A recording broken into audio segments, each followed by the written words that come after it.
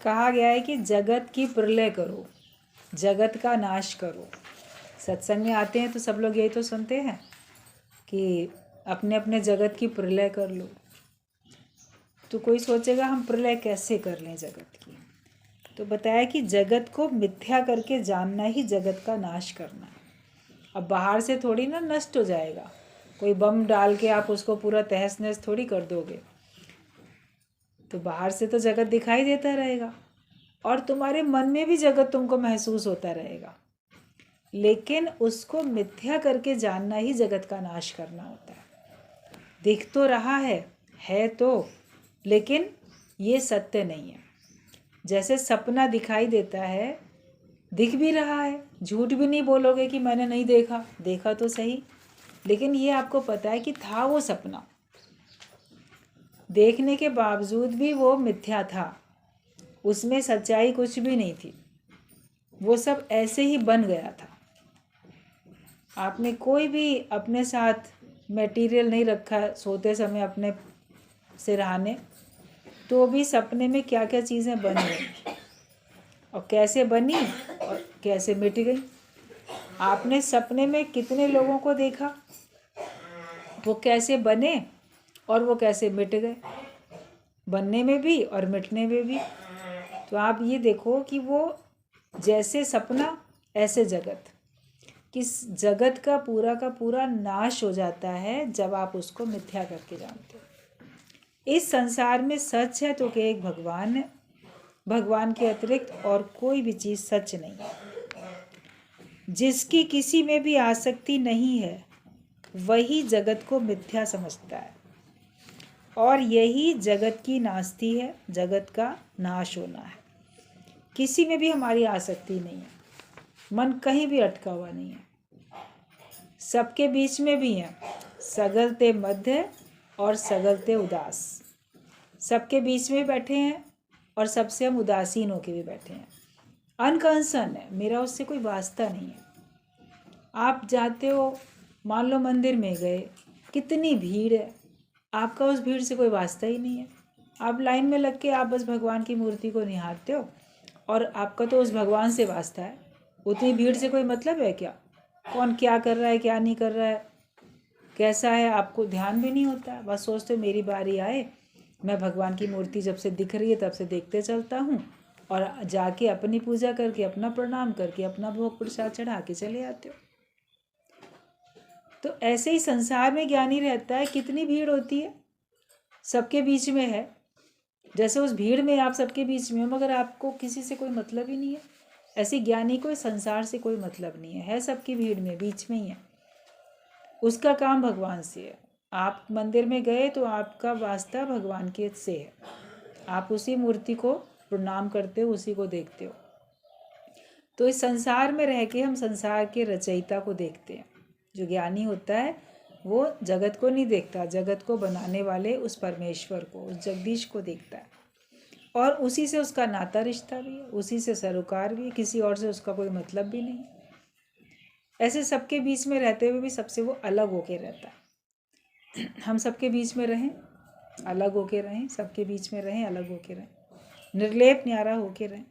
ये आर्ट हमको सत्संग में आते आते गुरु से सीखने को मिल जाती है। ज्ञान जितना पक्का होता है आपको समझ में आता है कि मैं जितना अपने मन को हटा के रखूँगा उतना मेरे लिए सुख शांति है, और जितना अपने मन को आप सब में इन्वॉल्व करोगे, जोड़ोगे, उतने झंझट हैं, उतनी परेशानियां हैं। तो जगत को मिथ्या समझो, और जिसकी किसी में भी आसक्ति नहीं है, कहीं किसी से कुछ चाहिए नहीं, कुछ चाहिए भी नहीं, और मन कहीं अटकता भी नहीं है, तो वो ही केवल जगत को मिथ्या समझ सकता है। मिथ्या है तो कुछ भी नहीं है। तुम फिर मिथ्या के लिए झगड़ा करते हो, दुखी सुखी होकर परेशान होते हो। मिथ्या है तो फिर कुछ भी नहीं है ना, तो फिर मिथ्या के लिए क्यों झगड़ा करते हो? अभी समझो मिट्टी के खिलौने हैं, आजकल दीपावली के समय पे आप मार्केट में जाओ, आपको मिट्टी के बहुत सारे खिलौने देखने को मिलते हैं। उसमें कभी कुछ है, कभी कुछ है, उसमें चिड़िया भी है, तोता भी है, शेर भी, हाथी भी, घोड़ा भी, ऊँट भी, और मनुष्य भी, और भगवान भी। तो आपकी भावना ही होती है ना कि ये भगवान है। आप मिट्टी की मूर्तियाँ लक्ष्मी गणेश की ले आते हो भगवान की भावना रखते हुए, और खिलौने ले आए, ये गुड़िया है, ये गुड्डा है, ये सेठ है, सेठानी है, ये है, वो भावना रख के ले आते हो। जितनी जितनी उनकी कारीगरी है उस हिसाब से उनकी कीमत है। वैसे देखो तो है ही सब मिट्टी का बना हुआ। वो चिड़िया भी मिट्टी की, तो तोता भी मिट्टी का, तो हाथी भी मिट्टी का। अब सचमुच का हाथी खरीदने जाओगे तो बहुत पैसा लगेगा, फिर इसमें कम लगेगा। कुछ और चीज़ खरीदोगे उसका पैसा कम है, कुछ और खरीदोगे उसका पैसा अधिक है। वो तो उसकी कलाकारी के कारण है, बाकी है तो सब एक मिट्टी ना। आप कुम्हार की दृष्टि में देखोगे तो वो सब एक मिट्टी थी, उसने कुछ कुछ कुछ कुछ बना दिया। दृष्टि अपनी तत्व वाली ज्ञानी रखता है। तो फिर जब वो जानता है कि जब है ही मिथ्या, अभी कोई उसको बोले कि मैंने ना तुमको सुंदर सा ना महल दे दिया, मिट्टी का बना हुआ घर सुंदर सा दे दिया, कोई किसी ने छोटी सी कोई और चीज़ मिट्टी की बनी हुई दे दी, तो फिर आप जब गिफ्ट अगर आपको मिली या आप खरीद के भी मान लो लाए, तो वैसे वो टूटा तो भी कोई फ़र्क नहीं पड़ेगा, मिट्टी का था। छोटा खिलौना टूटा, बड़ा खिलौना टूटा, तो है तो मिट्टी का, उसमें फिर आपको कोई परेशानी नहीं होगी। दोनों को आप बराबर तरीके से तो डस्टबिन में डाल दोगे। ये थोड़ी सोचोगे अरे ये तो बहुत कीमती था तो मिट्टी का। फिर कोई कुछ देता है तो उसमें आपकी क्या बड़ी आसक्ति हो जानी चाहिए। जो भी कुछ किसी ने भी आपको दिया, लेकिन जो कुछ दिया वो था तो मिट्टी का ही बना हुआ। हम उसमें वैल्यू लगाते हैं तो हमको वैल्यूबल लगता है, और ज्ञानी के लिए सब एक बराबर है। तो हमें सब में एक बराबर ही भाव रखना है।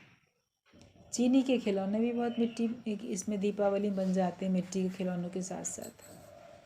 चीनी वाले खिलौने भी ले आते हैं, उसमें भी अलग अलग भाव होते हैं, ये है वो है। फिर देखते हो तो है ही चीनी, है ही मिठास।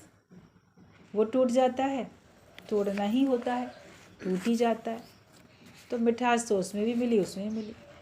ये थोड़ी है कि जो छोटी चीज़ थी उसे मिठास कम मिली, जो बड़ी चीज़ थी उसे मिठास अधिक मिली। आप बोलोगे मिठास बराबर है, बड़ा कोई खिलौना है या छोटा खिलौना है, तो आपको उस मिठास से मतलब होता है, उसके छोटे बड़े से मतलब नहीं होता। तो हमें इस संसार में भगवान से मतलब होना चाहिए, और किसी नाम रूप से आकार से हमारा कोई मतलब नहीं होना चाहिए। कागज़ के खिलौने होते हैं, कागज़ के होते हैं, जैसे कार्ड होते हैं, ताश होते हैं, कागज़ के बने हुए नकली बच्चों के लिए नोट होते हैं। ये 10 रुपये का नोट है या 50 रुपये का नोट है। वो ऐसे बच्चों के लिए खेलने के लिए ऐसे खिलौने टाइप के कागज़ के बने हुए नकली नोट होते हैं। अब उसमें चाहे वो 10 रुपया लिखा है या 100 रुपया लिखा है या 1000 लिखा है या 5 रुपये लिखा है, उसमें अगर 1 रुपये का भी नोट खोया या 10 रुपये वाला खो गया या फट गया, तो उसमें लॉस बराबर ही तो है ना, या कुछ भी लॉस नहीं है।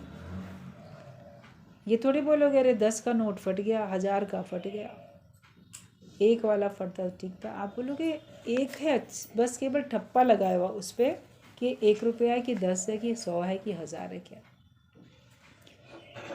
बच्चों को खुशी लगती है, मुझे ना 1000 मिल गए, 500 मिल गए, 100 मिल गया, उसको तो 1 ही मिला, उसको 10 मिला, तो वो खुश हो रहे हैं। मगर बड़े होके देखेंगे है तो सब बराबर ना। बड़ा होके जब कोई देखेगा उसको तो बराबर देखेगा। तो ज्ञानी इतना मैच्योर हो जाता है, मेंटली इतना मैच्योर रहता है, उसमें बड़प्पन आ जाता है, तो फिर उसको कम या ज़्यादा वैल्यू नहीं रहती है, उसके लिए सबकी वैल्यू एक बराबर हो जाती है। वो जानता है कि बहुत ज़्यादा जो वैल्यूबल चीज़ मिली वो भी छूटेगी, नाश को वो भी प्राप्त होगी, और जो कम है वो भी नाश को प्राप्त होगी। और काम सबका एक सा है मेरी नज़र में। मैं सबसे एक से ही काम लेता हूँ। दोस्त और दुश्मन है एक सा मेरी नज़र में। जैसे वो कागज़ के खिलौने वाला कागज़ का टुकड़ा 10 या 100 का नकली नोट, वो एक ही बराबर है ज्ञानी की नज़र में। है ही कागज़, और क्या करेगा। तो है ही मिथ्या, सारा संसार है ही मिथ्या। और हमें उससे कुछ लेना देना नहीं है, हमें उससे कुछ चाहिए नहीं, उससे हम कुछ लेना देना कर भी नहीं सकते। जगत के धन से आप ज्ञान के धन को नहीं ले सकते, भगवान के नाम के धन को आप नहीं ले सकते। तो वो ज्ञानी के लिए खास मायने नहीं रखता, क्योंकि वो ही जानता है कि इस सांसारिक धन से मुझे भगवान के नाम का धन नहीं मिलेगा। लेकिन जो समय का धन है वो देने से मुझे भगवान का नाम मिलेगा। जो शरीर भगवान ने इतना कीमती दिया, स्वास्थ्य आपका इतना ज़रूरी है, जो इंद्रियां दी उसमें जो उसकी चेष्टाएं हैं, जो उसकी शक्तियां हैं, वो कीमती हैं। तभी तो कानों से सुन सकते हो, आँखों से देख सकते हो, मुख से बोल सकते हो, हाथ पैरों से काम कर सकते हो। इन्हीं सब के ज़रिए और दिल दिमाग अपनी बुद्धि के ज़रिए आप ज्ञान को समझ सकते हो। ये ना हो तो आप कैसे समझ सकते हो, ये ना हो तो कैसे आप निश्चय कर सकते हो। तो फिर ज़्यादा कीमती तो अपना जो भगवान ने दिया ये शरीर, और इसको स्वस्थ रखने के लिए भगवान ने सब उपाय सब बताए हैं, तरीके बताए हैं, सदुपयोग इसका कैसे करो वो बताया है। तो ज़्यादा कीमती तो ये है ना। है माया ये भी, लेकिन ये माया चेतन माया है और बाकी माया जड़ माया है। जड़ माया की तुलना में चेतन माया अधिक कीमती है। आप कहीं जाओ और आपके पास काफ़ी धन दौलत भी हो, साथ में कहीं गए, एक्सीडेंट हुआ, कुछ हुआ, आपके प्राण बच गए, लेकिन जो आपका पर्स था या टैची थी वो कहीं दूर खाई में, खड्ड में कहीं गिर गई, बह गई, या कोई उसको उठा ले गया, या नष्ट हो गया कुछ, तो फिर आप क्या बोलोगे। वो चीज़ गई तो गई, कम से कम प्राण तो बच गए। अगर प्राण चले जाए और वो सब बच जाए तो आपको खुशी नहीं होगी। अरे मेरे घर का प्राणी चला गया, ये सामान बच गया। सामान चला जाता, प्राणी बच जाता तो आपको खुशी होती। मतलब कि जो चेतन माया है वो अधिक इम्पोर्टेंट है ना।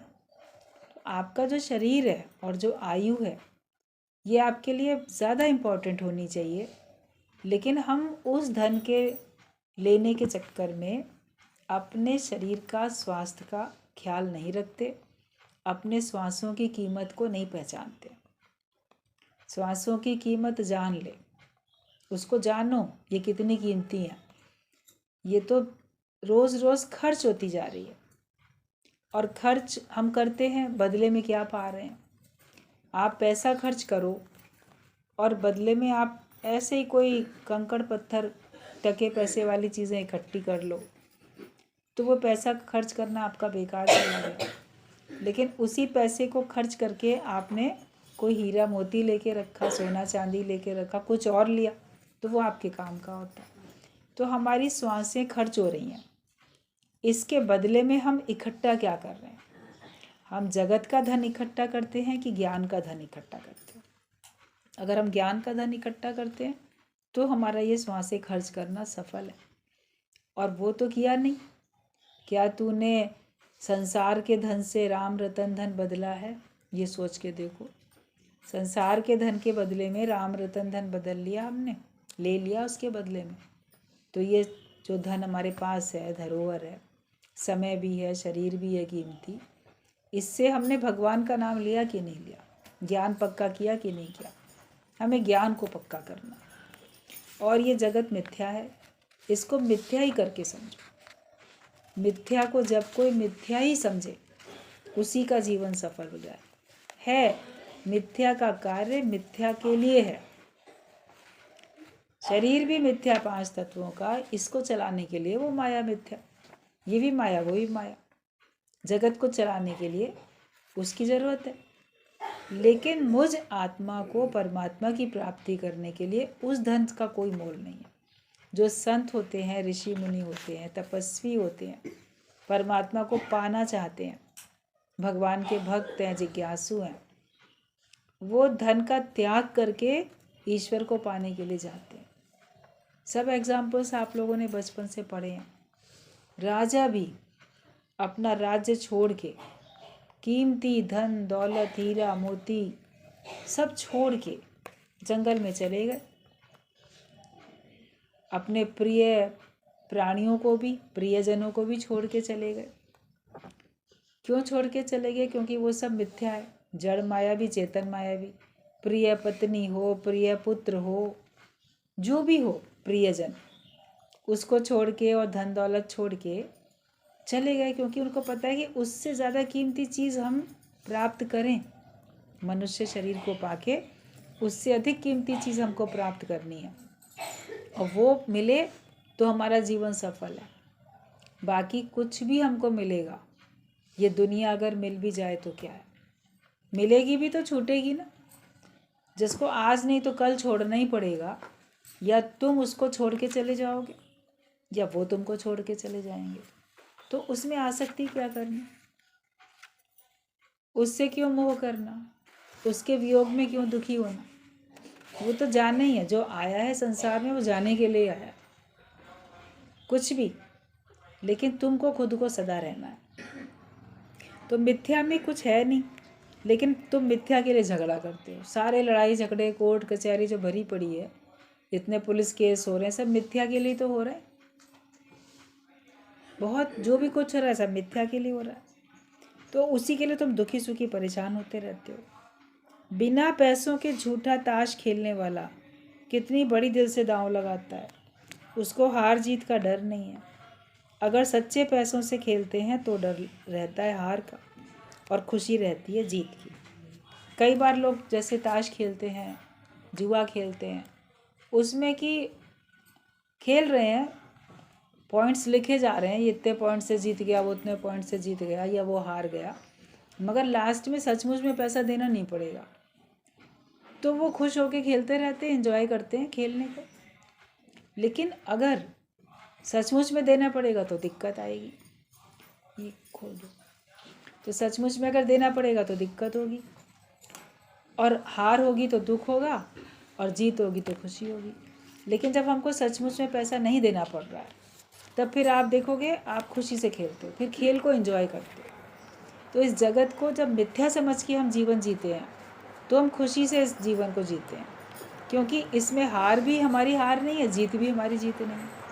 इसमें नफ़ा और नुकसान कुछ भी नहीं है। तो आए हो संसार में सैर करने के लिए, सैर करो। कहीं घूमने जाते हो तो खुशी हासिल करने तो जाते हो, खुश हो के आओ वहाँ से। तो इस दुनिया में आए हो तो खुश होने के लिए आए हो, खुशी जाहिर करो अपनी। तो इस जगत को मिथ्या समझोगे तो तुम्हें हार और जीत का फिर ना खुशी ना गम, डर भी नहीं होगा, हारने का डर भी नहीं होगा। मेरा बड़ा नुकसान हो गया, क्या नुकसान हुआ? कुछ भी नुकसान नहीं हुआ। सचमुच में तेरा कोई नुकसान नहीं हुआ। मुझे बड़ा फ़ायदा पड़ गया, तो क्या फ़ायदा पड़ा? सचमुच में तो कोई भी फ़ायदा नहीं पड़ा। मन का भ्रम है। जो असली धन है उसको इस मानव जीवन में हमें इकट्ठा करना, क्योंकि मनुष्य जन्म में ही हम उस धन को इकट्ठा कर सकते हैं। पशु योनि में हम पक्षियों की, कीट पतंगों की, पेड़ पौधों की 84 लाख योनियों में से किसी भी योनि में हम ज्ञान के धन को इकट्ठा नहीं कर सकते, भगवान को नहीं प्राप्त कर सकते। जो काम केवल मनुष्य योनि में आके कर सकते हैं, मनुष्य तन को पाके, तो वो काम करना बुद्धिमानी है ना। वो काम करो, वो अगर प्राप्त कर लिया तो तुम्हारी जीत हो गई। अगर भगवान को पा लिया तो जीत हो गई, भगवान को नहीं पाया तो तुम्हारी हार है।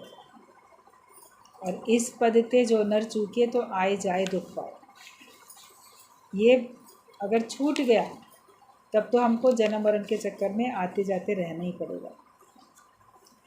अज्ञान अनेक नहीं है, पर एक है कि मैं जीव हूँ। जो जाग जाता है तब फिर वो सपना नहीं देखता है जगत का, जागृत होके रहो। कोई बोलता है बहुत सारा अज्ञान है, ये भी अज्ञान है, वो भी अज्ञान है, मगर मूल कारण देखो तो एक जीव भाव में हो तो वो ही एक अज्ञान है। अपने को देह मानना ही सबसे बड़ी भूल है, अपने को जीव मानना ही अज्ञान है, और अपने को ब्रह्म जान लेना ही ज्ञान है। जीव मान के सारा अज्ञान शुरू होता है। मैं जीव हूँ, मैं नाम रूप हूँ, मैं देह हूँ, तो फिर मेरे लिए जगत सत्य है। जगत की छोटी बड़ी हर चीज़ सत्य है। उससे मिलने वाला नफ़ा नुकसान सत्य है, उससे मिलने वाला दुख सुख, यश अपयश, सब सत्य है। लेकिन जब मैं जीव ही नहीं हूँ तो फिर क्या? तो जगत पूरा मिथ्या, जगत बना ही नहीं है। फिर न यश अपयश, न मान अपमान, न दुख सुख, न लाभ हानि, न जन्म मरण, फिर कुछ है ही नहीं। एक ज्ञान पक्का करो कि मैं ब्रह्म सत्य है और जगत मिथ्या है। जो जीव अपने को मानेगा, जीव भाव में रहेगा, उसके लिए जगत सत्य है, और जो ब्रह्म भाव में रहेगा उसके लिए जगत मिथ्या है। देह को ऐसे समझो जैसे तुमने अपने वस्त्र पहने हैं, ऐसे मुझ आत्मा ने देह रूपी वस्त्र धारण किया। भगवान कृष्ण ने भगवत गीता में ये बात क्लियर करके बताई कि वस्त्र हैं ये, आत्मा के वस्त्र, और ये अगर बदल जाते हैं, फट जाते हैं, इनको चेंज करके दूसरा पहनते हैं तो उसमें शोक किस बात का? किस बात में दुखी हो जाओ? किसी ने अपना वस्त्र बदल के नया चोला धारण किया तो तुम्हें क्यों रोना आ रहा? तुम क्यों रोते हो? तुम क्यों दुखी होते हो? जिनके घर का कोई चला जाएगा ना, त्योहारों पे विशेष याद करके रोएंगे, टपर टपर आंसू बहाएंगे। क्यों रो रहे हो? उसने पुराना चोला धारण करके नया पहन लिया, वो कहीं हंस खेल रहा है, खुश हो रहा है, जहाँ भगवान ने रखा खुश है। याद आई तो उसके लिए प्रार्थना कर लो, भगवान जहाँ उसको रखा है खुश रखना। अगर तुम इतने ही उसके हमदर्द हो, मित्र हो, इतना भला चाहते हो उसका, तो प्रार्थना कर लो, भगवान अब तुम्हारा था, तुमने ले लिया, तुमने जहाँ उसको रखा है, बस मेरी प्रार्थना उसको खुश रखना। तुम्हारी प्रार्थना भगवान सुन लेंगे, ये तो विश्वास है कि नहीं विश्वास है? और हर एक अपने कर्म अनुसार सुख दुख भोग ही रहा है दुनिया में, फिर तुम्हारी प्रार्थना भगवान सुनेंगे, तुम खुश हो जाओ। जहाँ भगवान रखे उसको अच्छा ही रखे। तुम्हें आंसू बहाने की, रोने की क्या ज़रूरत है? सत्य समझते हो, अपने को देह मानते हो, इसीलिए दुख होता है। गुरु हमको छोटे बड़े हर प्रकार के दुख से बचा लेता है, क्योंकि दुख तो दुख ही है, छोटा हो चाहे बड़ा। कष्ट आपको बराबर होगा। दूसरा बोलेगा इतने छोटे से दुख में दुखी हो रहा है, मगर उसके लिए वही बड़ा दुख। कोई बहुत बड़े बड़े दुख होते हैं, लोगों के लिए बड़े दुख होते हैं। भगवान का भक्त बोलेगा अरे नहीं, ये तो कोई बड़ी बात नहीं, साधारण बात। तो उसको छोटा या बड़ा बनाना तो हमारे हाथ में है ना, और उसको टोटल मिथ्या मान लेना भी हमारे हाथ में है। सुख को भी और दुख को भी टोटल मिथ्या मान लेना हमारे हाथ में है। जब हम सपना देखेंगे, उसको सपना करके देखेंगे, तो हमारे लिए वो टोटल मिथ्या है। एक अपने को जीव मानना बंद कर दो, यही अभ्यास करो। जो भी बेचैनी, उलझन, व्याकुलता, जो बीत गया उसके लिए दुख, पछतावा, आने वाले भविष्य के लिए आशंका, भय, क्या होगा आगे, कल कहाँ से खाएंगे, कल कहाँ रहेंगे, ये सब जीव भाव में ही है। जिसका जीव भाव समाप्त हो जाता है वो तो मस्त होके जीता है। बोले जो होगा देखा जाएगा, लगन सतगुरु से लगा बैठे, जो होगा देखा जाएगा, और जब कल होगी तो कल देखेंगे। संतों की जो भी जीवनियाँ या उनके बारे में वर्णन जिन जिन भी पुस्तकों में लिखा है, धार्मिक पुस्तकों में, तो लिखा रहता है कि वो जो संत होते हैं तो वो रात में अपना पीने का पानी भी घड़ा उल्टा करके रख देते, जो पी लिया रख दिया, सवेरा होगा तो फिर नया पानी भरेंगे तब पिएंगे। मतलब ये लिखा इसलिए होता था कि कल की चिंता नहीं करते। जब नए नए सत्संग में गए, ये पॉइंट चला गुरुजी ने बताया कि कल के लिए भी वो पानी इकट्ठा करके नहीं रखता है। और हम मन में सोचें कि जहाँ जिन घरों में पानी टाइम से आता है, क्योंकि बाल बुद्धि होती है तो शब्दों को पकड़ते हैं, और जहाँ जिन घरों में पानी टाइम से आता है तो उनको तो कल के लिए भर के रखना पड़ता है कि कल जीवित रहेंगे तो हम पानी भरेंगे, नहीं तो नहीं रहेंगे, तो भरना तो पड़ता है। तो इतना भी कैसे कोई नहीं सोचेगा। शुरू में इस प्रकार की बातों में मन थोड़ा सा जलता था कि ऐसा कैसे, मगर जैसे जैसे ज्ञान समझ में आता है तो लगता है कि अंदर में संग्रह की प्रवृत्ति होती नहीं है। भले आपको अगर टाइम से पानी आता है, पानी भर के रख लिए, मगर ये कि फिर भी जब अगले दिन जीवित उठोगे तभी तो इस्तेमाल करोगे उसका। अभी से क्या लेना। फिर वो बात इतनी पक्की, जो गुरु ने जिस दिन बोला उस पर मनन किया, खूब मनन किया, फिर अगले दिन तक वो बात पक्की, हाँ सही बात है। अगर आज मान लो है भर भी दिया है किसी ने पानी, तो कल जीवित होगा तभी तो उसको पी सकेगा। या मान लो आज हम पानी नहीं आया, नहीं भर पाए, तो जब कल उठेंगे तो तब कल प्रयास करेंगे, कहीं से भी लाएंगे। इसी समय क्यों सोचें कि यार पानी नहीं है घर में, पानी बिल्कुल ख़त्म हो गया है, सवेरे क्या होगा। अरे इस समय तो कहीं तुम जा नहीं सकते, कहीं कुएं पे, कहीं नदी में, कहीं भरने किसी के कहीं से। सवेरे उठना तो फिर देख लेना, चले जाना। मतलब निश्चिंतता वाला जीवन गुरु हमारा बनाता है। एक एग्जाम्पल है पानी का, किसी भी चीज़ के लिए अंदर में ये नहीं कि उस समय के लिए अब रख लें, जब वो समय आएगा तो देखा जाएगा। गुरु नानक देव ने भी अपने शिष्यों को ये बात पक्की कराई। जब अपने कुछ शिष्यों को लेकर रटन पे निकले जा रहे थे, एक गांव से दूसरे गांव, कहाँ कहाँ तो साधु संत अवतार भी जाते हैं शिक्षा देने सबको, कहीं नहीं, ऐसा नहीं कि बैठे ही रहेंगे एक जगह। तो जो था मर्दाना, उसको बड़ी भूख लगती थी, बोले बड़ी भूख लग रही है, कुछ खाने को नहीं है। तो वहाँ पे पेड़ था रीठे का, रीठे का पेड़ था, तो बोले जाओ ये रीठे लगे ना, ये तोड़ के खा लो। अब लोग सोचें कि रीठे तो खाने में मीठे होते नहीं हैं, वो तो खारे वैसे होते हैं। लेकिन कहा है गुरु ने, बोले जाओ तोड़ो खाओ। तो जब तोड़ के खाए तो बड़े स्वादिष्ट मीठे लग रहे थे। गुरु के कहने से वो रीठे भी मीठे हो गए। एक खूब खाए, सब ने पेट भर लिया। बोले अब चलो आगे चलते हैं। तो मर्दाने ने क्या किया, खूब सारे तोड़ के अपने थैले में, जेबों में कहीं भर लिए, आगे चल के भूख लगेगी तो खा लेंगे। जब गुरु को पता चला इसने भर लिए हैं, तो उसने कहा ऐसा है फेंक दो, अब ये मीठे नहीं रहेंगे, उसी समय थे मीठे। और आगे जाएंगे तो आगे कुछ और मिलेगा ना, लेके क्यों इसको इकट्ठा कर रहे हो कि क्या आगे मिलेगा नहीं। जैसे यहाँ पे हमको रीठे मिल गए, कहीं जाएंगे तो वहाँ भी कुछ ना कुछ मिल जाएगा, इतना विश्वास करके चलो ना। मतलब गुरु हमारे रहने की और खाने की जो चिंता है उसको मिटाता है। ये विश्वास करो भगवान ने तुमको धरती पे भेजा है, जब तक तुम्हारी सांसें हैं और तुम्हारा जिस तरीके से शरीर जाना बताया वैसे ही जाएगा।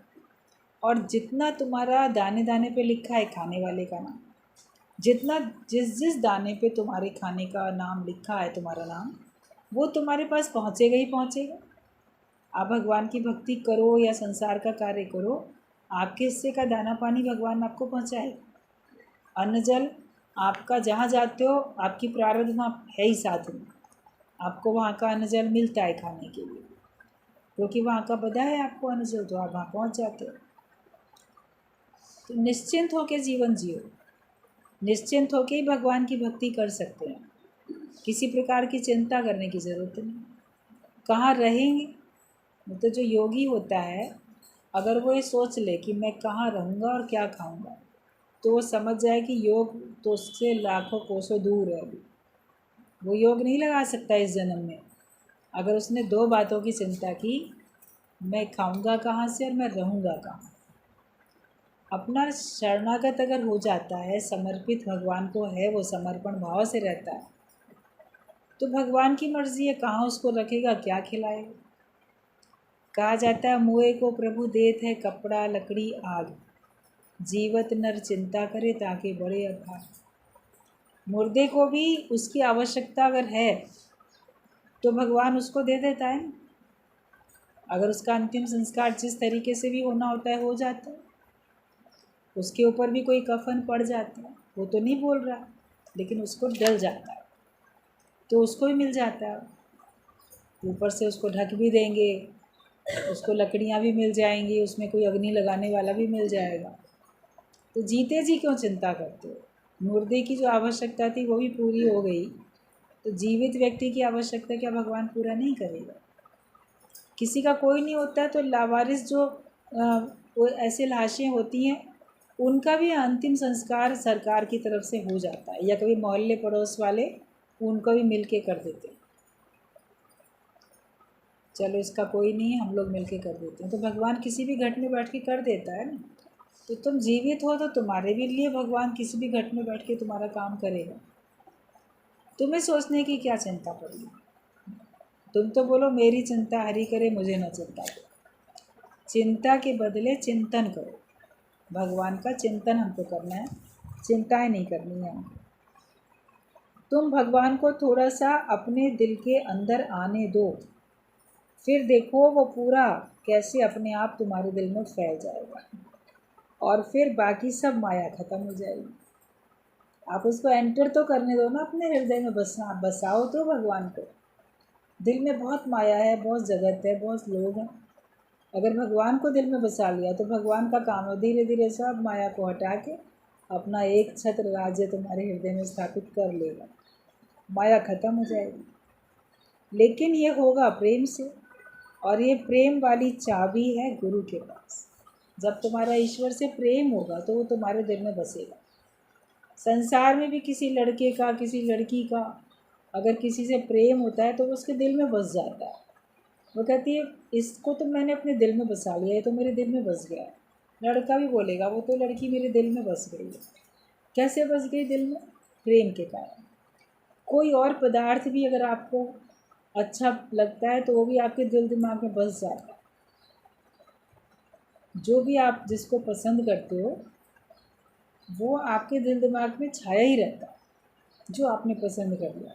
कोई चीज़ मार्केट में देख के आओगे, पसंद आ गई, लेनी है, तो देखो कैसे आपके आँखों में उसकी तस्वीर नाचती रहती है, आपके दिल दिमाग में छाई रहती है वो वस्तु कि ये हमें लेनी है, मिल जाए तो बड़ा अच्छा है।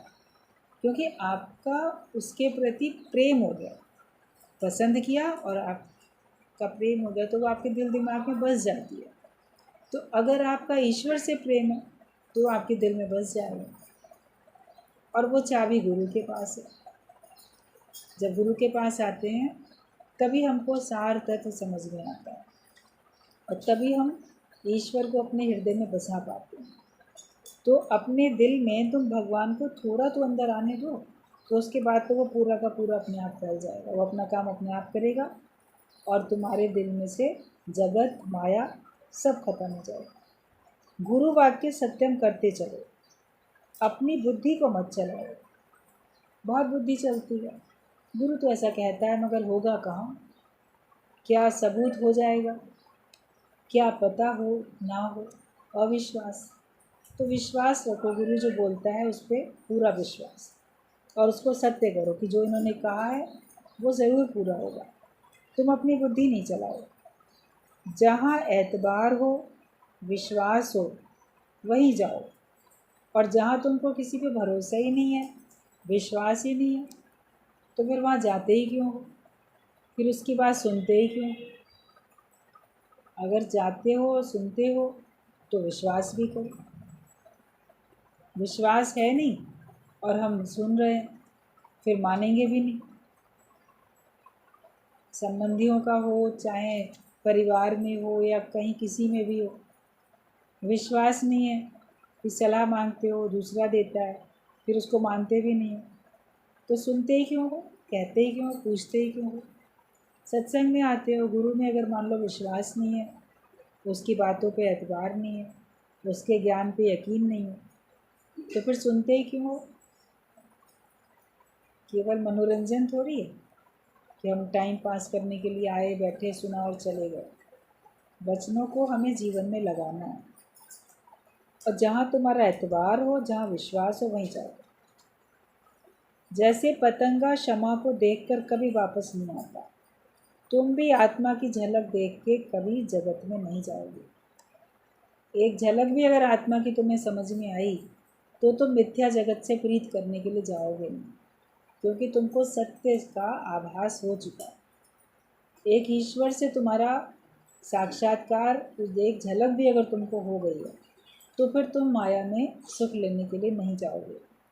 जैसे पतंगा जो है वो क्षमा को देख के वापस नहीं जाता, ऐसे अगर हमने भगवान को देख लिया, सुन लिया, समझ लिया तो फिर हम जगत में दोबारा जाएंगे नहीं।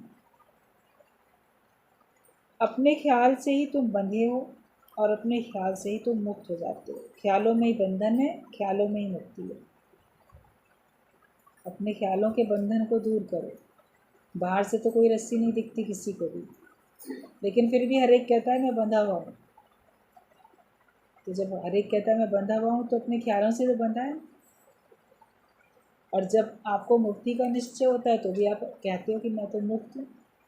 तो बाहर से कोई छूटता हुआ दिखता भी नहीं, रहते उसी संसार में हो, रहते उसी घर में हो, बैठे वहीं हो, छूटे हुए दिख भी नहीं रहे, लेकिन आप अपने को मुक्त महसूस करते हो। तो अपने को मुक्त महसूस करोगे जब तुम निरासक्त होकर बैठोगे, जगत को मिथ्या समझोगे, तब तुम अपने को निरासक्त और अपने को मुक्त महसूस करोगे। प्रभु जी बसे साध की रसना। जो साध होता है, जिसने अपने मन इंद्रियों को साध लिया, जो ब्रह्मज्ञानी होता है, जैसे भगवान उसकी ज़बान में बैठ जाते हैं और फिर वो जो बोलता है वो हमारे लिए सही हो जाता है और हमको वो सत्य करके दिखता भी है। तो अपने को मन इंद्रियों को साध के सच्चा साधु बनाओ। गुरु की बात पे, अवतारों की बात पे, ग्रंथों की बात पे विश्वास रखो। जो भी हमारे धार्मिक ग्रंथ हैं उनमें भगवान ने बोला है, संतों ने उसको लिख के हम सब के लिए रखा है, तो उनमें हमें विश्वास करना है। विश्वासी का बेड़ा पार है। और अगर तुम विश्वास नहीं करोगे तो तुम्हारे लिए फिर जैसे कुछ है ही नहीं। फिर अपने दुख सुख के तुम जिम्मेदार हो, अपने बंधन के तुम जिम्मेदार हो। संत की महिमा वेद न जाने। वेद भी संत की महिमा को नहीं जान सकते। वो भी जितना सुना है उतना ही बखान करेंगे, मगर उसकी महिमा उससे भी अधिक होती है। संत की महिमा बहुत होती है। वो जब आप खुद संत बनोगे, खुद साधु संत बनोगे, तब आपको अपनी स्थिति का जैसे पता चलेगा कि मेरा मन अब कहाँ नहीं है, मेरा मन कितना शांत है, कितना निर्मल है, एक भी नाम रूप नहीं है, एक भी दुख सुख नहीं है, एक भी चाह नहीं है, और मैं जैसे सब जगह एक मैं ही मैं हूँ, द्वैत नहीं है। अपनी स्थिति देखोगे तब आपको पता चलेगा। वरना केवल महिमा पढ़ने से या सुनने से, कहने से या देखने से आदर्श पूरा का पूरा आप नहीं समझ सकते। दे एवड ऊंचा होवे कोई, तिस ऊंचे को जाने सो। तो संत की महिमा आप तभी जान सकते हो जब आप खुद भी संत बनो।